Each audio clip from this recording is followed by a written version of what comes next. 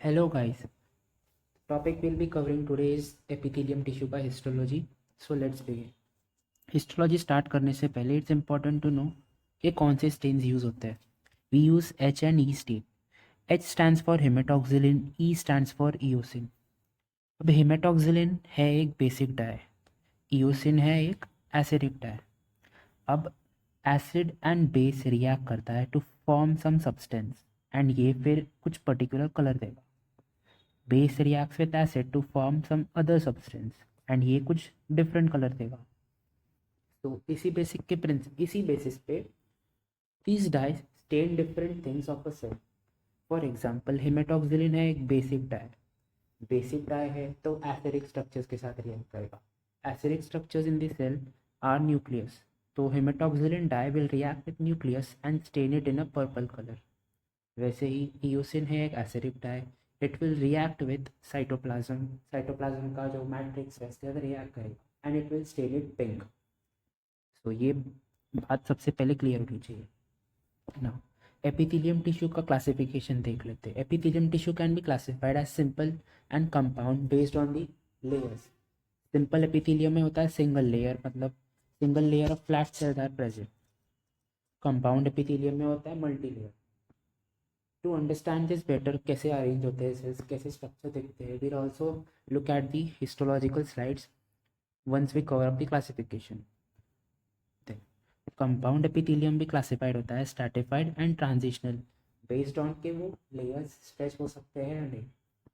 Stratified doesn't stretch, transitional epithelium stretch होते हैं. Stratified epithelium is further divided into keratinized and non keratinized based on the presence of keratin. Simple epithelium का सबसे पहला example है simple squamous epithelium. इसमें cells होते हैं flat and flat nucleus, flat cell flat nucleus. इसके examples होते हैं alveoli, Bowman's capsule and endothelium. Simple squamous epithelium का फंक्शन क्या है? इट विल, अब सपोज ये दो सेल्स है, इनके बीच में से कोई भी सब्सटेंस आराम से क्रॉस कर सकता है. सो इनका जो मेन फंक्शन है वो है टू फैसिलिटेट अब्जॉर्प्शन और movement of substance across the membranes. Okay, now second है हमारे पास cuboidal epithelium. This have the cube shaped cell and round prominent nucleus. Cube shaped cell and round prominent nucleus. इसके examples है thyroid follicle, DCT of kidney and ducts of. Cuboidal epithelium का क्या function है? Cuboidal epithelium thin होते हैं. ये suppose squamous epithelium है तो ये क्यूबॉइडल एपिथेलियम हो जाएंगे.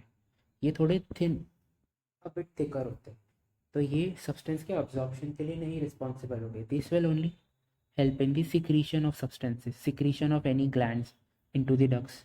इसलिए now third is the simple columnar epithelium.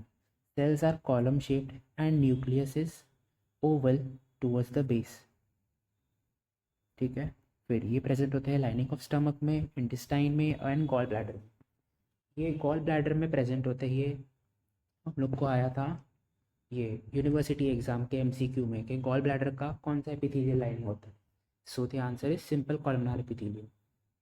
Ciliated columnar epithelium, इस पर अगर सीलिया प्रेजेंट हो जाएगी, ये सीलिया फैसिलिटेट करेगी movement of any foreign particles और सब्सटेंस का.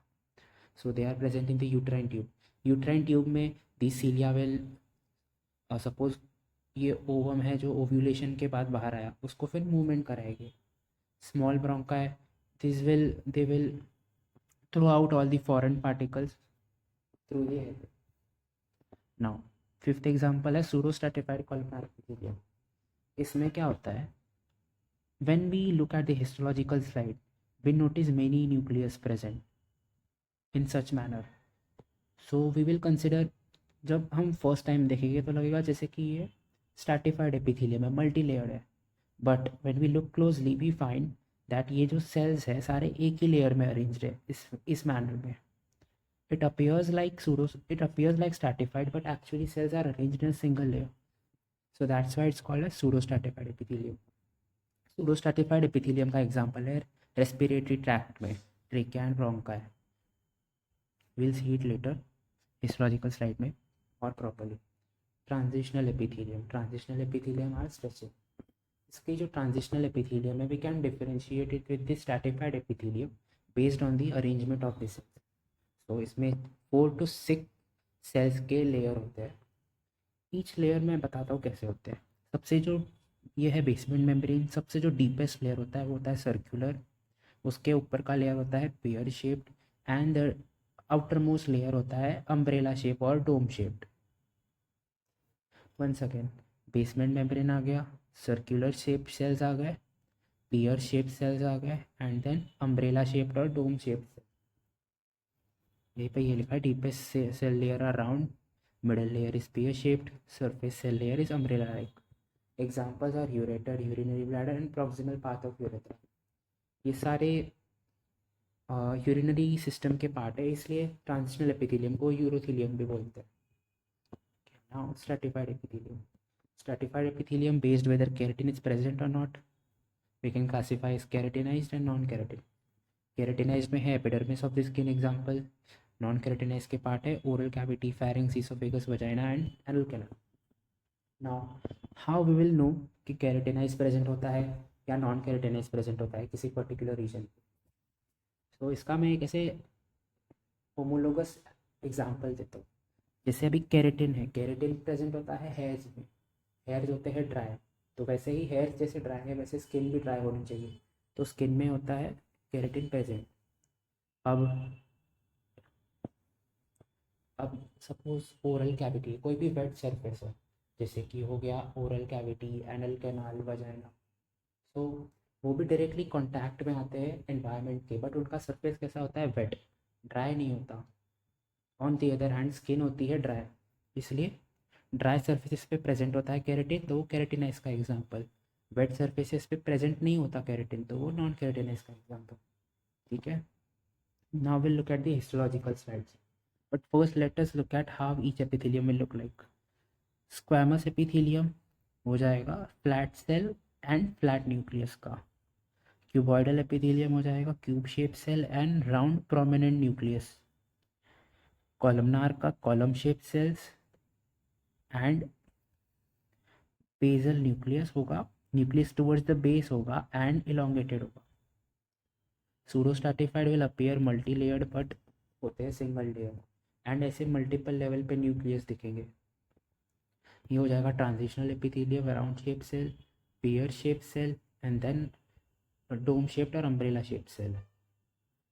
स्ट्रैटिफाइड एपिथेलियम के मल्टीपल लेयर्स हो गए and based on whether keratin is present और नॉट, केराटिनाइज्ड होगा या तो नॉन केराटिनाइज्ड होगा। So now look at the histological slides. First of all ये किडनी का स्लाइड है। किडनी में you will have to remember के बोमेंस कैप्सूल में सिंपल स्क्वैमस एपिथेलियम होता है, पीसीटी में सिंपल क्यूबॉइडल होता है विद ब्रश बॉर्डर, लूपोफेल्ले में simple squamous and DCT collecting duct में simple cuboidal epithelium. we will look at, we'll try to identify which structure is it. So ये है, ये ग्लोमेरुलस है। अब ग्लोमेरुलस का जो आउटर लाइनिंग है इस पे it's clearly visible, flat nucleus है एंड फ्लैट सेल है, फ्लैट न्यूक्लियस है, फ्लैट सेल है, फ्लैट न्यूक्लियस, फ्लैट सेल। तो ये हो जाएगा example of simple squamous epithelium का। नाउ ये देखो, ये क्लियरली दिख रहा है कि ये क्यूब शेप सेल्स है, थोड़े थोड़े क्यूब शेप दिख रहे हैं, cube shape cells with prominent circular nucleus, and यहाँ पे ऐसे ब्रश बॉर्डर टाइप भी कुछ कुछ दिख रहे हैं एलिवेशंस। तो ये हो जाएगा एग्जाम्पल पीसीटी का। पीसीटी में होता है simple cuboidal brush border epithelium. So will write here, ये हो जाएगा पीसीटी, ये हो जाएगा बोमेंस कैप्सूल। नाउ और कहाँ अच्छे से दिख रहा है,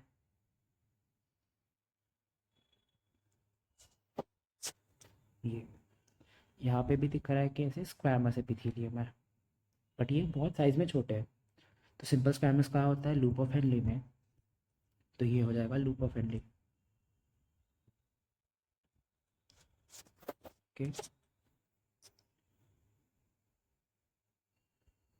नाउ थायराइड फॉलिकल। ये जो एक पार्ट है ना इतना बड़ा, ये है पूरा एक थायराइड फॉलिकल।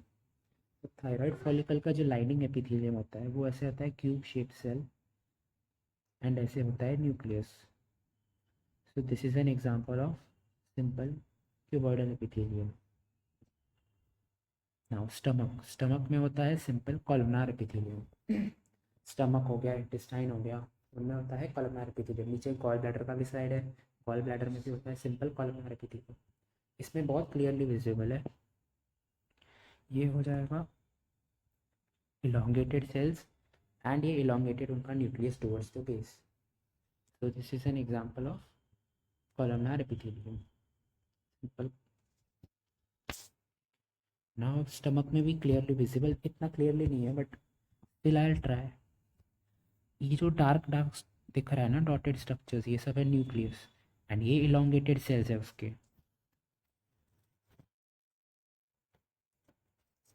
एंड ये उसके इलोंगेटेड सेल्स है. तो this is an example of columnar epithelium. And ये जो है गैस्ट्रिक पिट्स है. ये जो ऐसे स्ट्रक्चर्स है ना, ये गैस्ट्रिक पिट्स है. और गैस्ट्रिक पिट्स जो फॉर्म होते हैं because of the muscular layer, ऐसे म्यूकोजल फोल्ड्स बन जाते हैं. एंड म्यूकोजल फोल्ड्स के ऊपर होता है सिंपल कॉलमनार एपिथेलियम. एंड ये हो गया गैस्ट्रिक पिट, ये हो गया कॉलमनार एपिथेलियम, ये हो गया म्यूकोजल फोल्ड्स एंड ये gastric pit.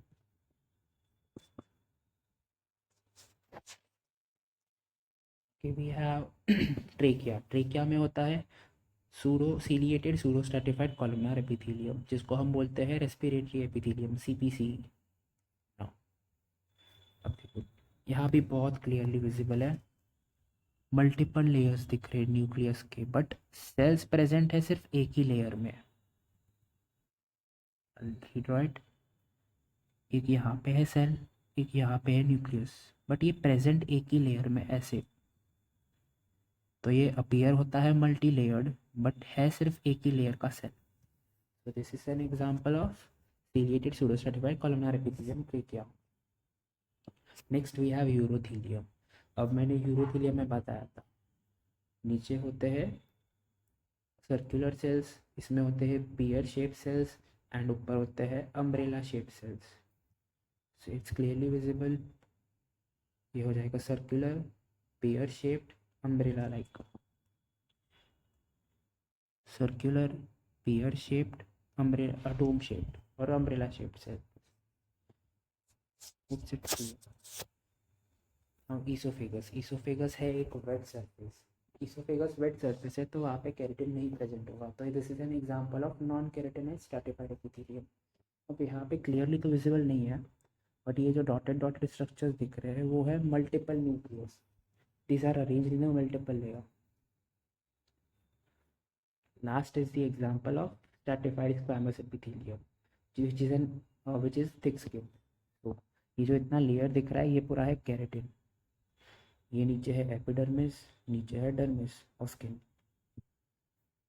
So it's clearly visible. Keratin के लेयर्स प्रेजेंट है एंड इधर मल्टीपल सेल्स प्रेजेंट है. So hope so guys this video was helpful.